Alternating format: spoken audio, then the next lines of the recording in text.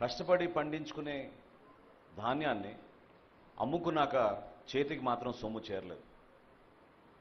ప్రభుత్వం పైన ఒక భరోసాతో, ఒక నమ్మకంతో ప్రభుత్వం అనేక నిబంధనల్ని పాటించమని మీకు చెప్పినప్పుడు మీరు ఎక్కడ కూడా దాన్ని పొరపాటు చేయకుండా ప్రభుత్వ నిబంధనల మేరకే మీరు కష్టపడి పండించిన ధాన్యాన్ని తీసుకెళ్లి కొనుగోలు చేస్తుంటే అక్కడ కూడా అనేక సందర్భాల్లో మీరే చూశారు, మేము చూసాం ఏ విధంగా అక్రమాలు జరిగిపోయినాయో. స్థానికంగా ఏర్పాటు చేసిన ఈ రైతు భరోసా కేంద్రాల వలన ఎంత నష్టం కలిగిందో మన రైతాంగానికి మనందరం చూసాం. గతంలో కూడా అకాల వర్షాల వలన తడిచిపోయిన ధాన్యాన్ని కొనుగోలు చేయమని ఆ రోజున పవన్ కళ్యాణ్ గారు, చంద్రబాబు నాయుడు గారు ఈ ప్రాంతాల్లో పర్యటించినప్పుడు నిజంగానే ఇందాక బొలిశెట్టి శ్రీని గారు చెప్పినట్టు రైతులను ఎంత ఇబ్బంది పెట్టారో మేము కళ్ళారా చూసాం. లారీలు తీసుకొస్తే 2 రోజుల తర్వాత రమ్మండం, ఆ 2 రోజుల తర్వాత మళ్ళీ తేమ శాతం ఎక్కువ ఉంది, వాళ్ళు రాసిచ్చిన రసీదు ప్రకారం మేము కొనుగోలు చేయమని చెప్పడం, నానా రకాలుగా వాళ్ళని ఇబ్బంది పెట్టి చివరికి వాళ్ళ చేతుల దగ్గర నుంచే డబ్బులు తీసేసుకుని రైతుల దగ్గర అప్పుడు వాళ్ళు కంప్యూటర్లో ఆ రికార్డులు ఎక్కించడం అనేది మనందరం చూసాం. ఈ వాస్తవాల గురించి మీ అందరిలో కూడా ఉన్న ఆవేదనే ప్రభుత్వంలో మేము ఏర్పాటు చేసిన తర్వాత మొట్టమొదటి రోజు అధికారులతో నేను సమీక్షించినప్పుడు నాకే ఒక విధంగా భయం వేసింది. ఎందుకంటే సివిల్ సప్లైస్ కార్పొరేషన్లో ప్రతి ఏటా మేము దాదాపు 20,000 కోట్ల రూపాయలు టర్నోవర్ చేస్తాం. గత 5 సంవత్సరాల్లో ఎంత ఆర్థికంగా నష్టం కలిగించారంటే ఈ కార్పొరేషన్కి 40,550 కోట్ల రూపాయల రుణాలు తీసుకున్నారు సివిల్ సప్లైస్ కార్పొరేషన్ నుంచి. ఏ విధంగా మనం రైతుల్ని ఆదుకోగలుగుతాం మాకు అర్థం కాలేదు. ఆ సందర్భంగా మా అధికారులు 1,674 కోట్ల రూపాయలు బకాయిలు ఉన్నాయి రైతులకి ఇంకా ఇవ్వాల్సిందంటే నిజంగా ఆ అవకాశం ఎట్లా కలుగుతుందా అని ఎదురు చూసాం. కానీ ధైర్యంగా మేము ఇంటర్నల్గా మేము మాట్లాడుకున్న టార్గెట్ పెట్టుకున్నాం. నెల రోజుల్లోపే మనం ఎట్టి పరిస్థితుల్లో సరే ఎంత కష్టమైనా సరే మన రైతాంగానికి మనం ఈ నిధులు అందించేటట్టు మనం కష్టపడదాం అని చెప్పి అధికారులందరూ కూడా ఆ రోజు కూర్చున్నప్పుడు తదనంతరం పాండ్యన్ గారిని ఢిల్లీ పంపించి అక్కడ నాబార్డు అధికారులతోటి ఎన్సిటిసి అధికారులతోటి మాట్లాడి ఏదో విధంగా మనం రుణాలు తీసుకొద్దామని ఒక ప్రయత్నం చేశాం. మేము కాకినాడ పర్యటనలో ఆ రోజు అక్కడ పీడిఎస్ రైస్ని ఏ విధంగా దారి మళ్లించారో వాటిపైన మేము సమీక్షించుకుంటూ ఆ ప్రాంతంలో తిరుగుతున్నప్పుడు ఆ రోజు వరకు బ్యాంకర్లు కూడా మేము ఫోన్ చేస్తే ఫోన్ ఎత్తేవాళ్ళు, కానీ ఆ రోజు నుంచి ఫోన్లు ఎత్తడం కూడా మానేశారు. వాళ్ళకు కూడా నమ్మకం కలగలేదు. ఎందుకంటే గత ప్రభుత్వం చేసిన అరాచకం ఎంత వెనకబడిపోయాం మన రాష్ట్రం ఆర్థికంగా అనేది చూసి చాలా వరకు వెనకడుగు వేశారు. 12 లక్షల కోట్ల రూపాయలు అప్పులు చేశారు. ఏ విధంగా ఈ అప్పుల్ని తీర్చాలి? మేము సివిల్ సప్లైస్ కార్పొరేషన్ నుంచి కూడా స్టాచ్యుటరీ పేమెంట్లు కొన్ని చేయాలి. అదే నెలలో మేము 2,000 కోట్ల రూపాయలు బ్యాంక్ ఆఫ్ బరోడా కట్టాలి.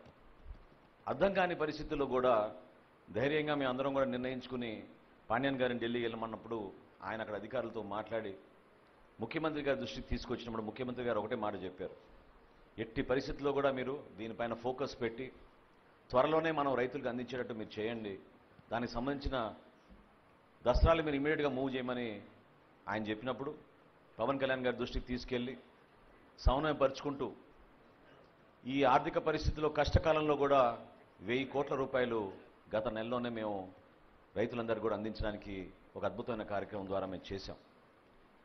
1,674 కోట్ల రూపాయల్లో ఈరోజు మిగులు 674 కోట్లు ఒకే రోజున మన రైతాంగానికి అందరికీ ఒక భరోసా కల్పించడానికి కోసం చేస్తున్న కార్యక్రమం ఇది.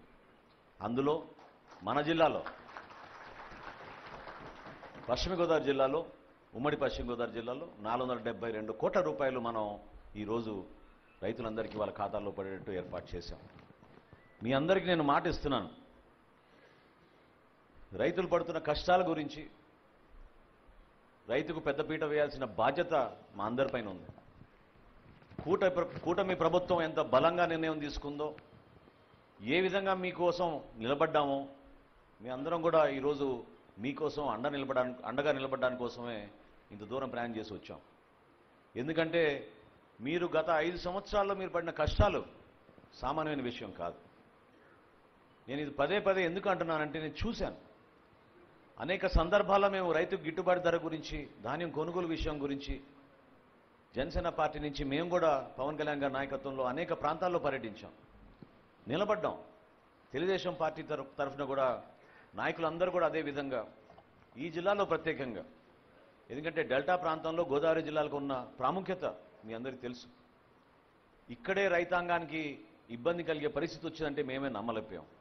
కౌలు రైతుల విషయంలో మొట్టమొదటి కార్యక్రమం ఈ ప్రాంతంలో మేము చేసింది మీ అందరికీ తెలుసు. ఆ రోజు పవన్ కళ్యాణ్ గారు సొంత నిధులతోటి 5 కోట్ల రూపాయలు ఆయన కౌలు రైతులను ఆదుకోవాలి, పాపం ఆత్మహత్య చేసుకున్న రైతులకి మనం ఆదుకోవాలంటే చింతలపూడికి వచ్చినప్పుడు ఈ జిల్లాలో 42 మంది ఆత్మహత్య చేసుకున్నారంటే మేమే నమ్మలేకపోయాం. ఆత్మహత్య చేసుకున్న ఆ కౌలు రైతు కుటుంబాలకి ₹1,00,000 చొప్పున ఆర్థిక సహాయం ఆ రోజు ఇచ్చినప్పుడు ఖచ్చితంగా ఆ రోజు ఒక నిర్ణయం తీసుకున్నాం. మన ప్రభుత్వం ఏర్పడిన తర్వాత కౌలు రైతుకి ఎట్టి పరిస్థితుల్లో కూడా గౌరవం దక్కాలి. ఎవరైతే కష్టపడి పండించుకుంటున్నారో ఆ పండించే రైతుకే సకాలంలో మనం చెల్లించే విధంగా, బ్యాంకుల నుంచి రుణాలు వచ్చే విధంగా, ప్రభుత్వం కూడా ఎక్కడ పొరపాట్లు చేయకుండా కొనుగోలు చేసే విధంగా ముందుకెళ్లాలని ఆ రోజు మేము చేసిన మా ఆలోచనని ఈరోజు ప్రభుత్వంలో అమలు చేసే విధంగా ముందుకు అడుగులు వేస్తున్నాం. ఈ పంట ద్వారా కానివ్వండి, స్థానికంగా ఈరోజు రైతు భరోసా కేంద్రాలని మార్చి రైతు సహాయ కేంద్రాలుగా మార్చాం. రైతాంగంలో ఎవరైతే పాపం నిజాయితీగా కష్టపడి కౌలుదారులుగా ఉన్నారో వాళ్ళందరికీ CCRC కార్డ్స్ ఇచ్చేటట్టు, రేపటి రోజున రెవెన్యూ సదస్సులు ఏవైతే ప్రారంభం అవుతున్నాయో ఆ రెవెన్యూ సదస్సుల్లో మీ అందరికీ కూడా గ్రామ సభలు ఏర్పాటు చేసి ఖచ్చితంగా 100% మన రాష్ట్రంలో ఉన్న కౌలు రైతులందరినీ కూడా ఆదుకునేటట్టు ఈ ప్రభుత్వం మీకోసం పనిచేయబోతోంది. అందుకు ఖచ్చితంగా మీకు రుణపడి ఉంటాం. ఆ రుణాన్ని తీర్చుకునే విధంగా కష్టపడి పనిచేస్తామని మరొకసారి రైతాంగాన్ని ఈ సందర్భంగా తెలుపుకుంటున్నాను.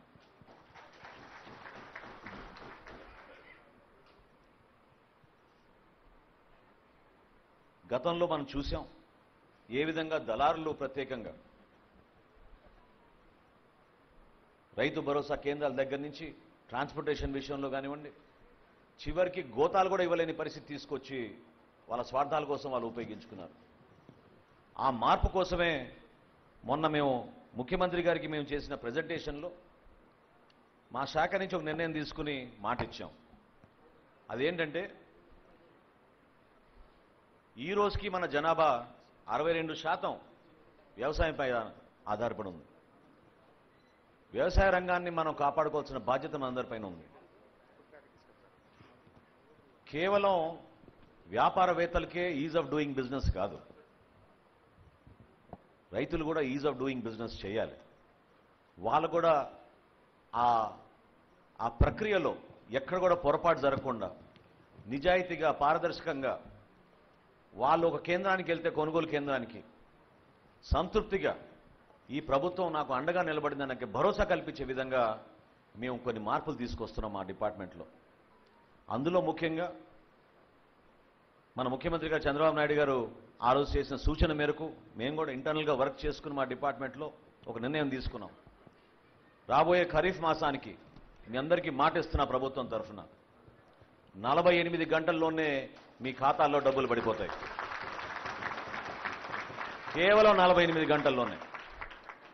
దానికి అన్ని విధాలుగా కసరత్తు చేసి టెక్నాలజీని ఉపయోగించుకుని ఎటువంటి ఖర్చు అయినా సరే దానికి మేము భరించే విధంగా మేము సిద్ధమై రైతుకు మాత్రం నష్టం కలిగించకుండా మేము నిలబడతాం. అదేవిధంగా సోదరులు ఇప్పుడే చెప్పారు, కనీసం గోతాల విషయంలో, ట్రాన్స్పోర్టేషన్ విషయంలో ఏ విధంగా కూడా గత ప్రభుత్వం ఆదుకోలేదు. పరికరాల విషయం కూడా నాకు చాలామంది ఆ దృష్టికి తీసుకొచ్చినప్పుడు, గతంలో అంతకుముందు నేను ప్రభుత్వంలో ఉన్నప్పుడు ఎంతోమంది రైతులకి తైవాన్ స్ప్రేయర్లు కానివ్వండి, డ్రిప్ ఇరిగేషన్ పైపులు కానివ్వండి, ఆయిల్ ఇంజన్లు కానివ్వండి, టార్పాలిన్లు కూడా మేము చివరికి రైతులకు ఇచ్చేవాళ్ళం ఆ రోజు మార్కెట్ యార్డ్ ద్వారా. అదంతా పూర్తిగా విస్మరించారు, నష్టం కలిగించారు. మరొకసారి వాటిపైన దృష్టి పెట్టి ఎప్పుడు లేని విధంగా మొట్టమొదటిసారి సివిల్ సప్లైస్ కార్పొరేషన్ నుంచి మేము రైతులకి 50% సబ్సిడీ తోటి టార్పాలిన్లు సరఫరా చేయాలని నిర్ణయించుకున్నాం. ఎందుకంటే మీరు కష్టపడి పండించిన ధాన్యాన్ని కల్లాల దగ్గరే మీరు వాటిని ఉపయోగించుకునే విధంగా అక్కడి నుంచి నేరుగా మిల్లర్ దగ్గర తీసుకొచ్చే విధంగా మీకు టార్పాలిన్ అందించాలని ఒక నిర్ణయం తీసుకుని టార్పాలిన్ కొనుగోలు విషయంలో కూడా ముందడుగు వేశాం. వీటితో పాటు ఇంతకుముందు నేను చెప్పినట్టు కేవలం వ్యాపారవేత్తలకో బడాబాబులకో మిల్లర్లకో భయపడాల్సిన అవసరం లేదు. వాళ్ళందరూ కూడా మన సమాజంలో భాగస్వాములే. ఏ విధంగా మేము కందిపప్పు ధరను తగ్గించగలిగామో అదొక ఉదాహరణ. ఎందుకంటే ఈరోజు భారతదేశంలో ఎక్కడ చూసినా సరే 180 రూపాయలకి కిలో అమ్ముతున్నారు కందిపప్పు.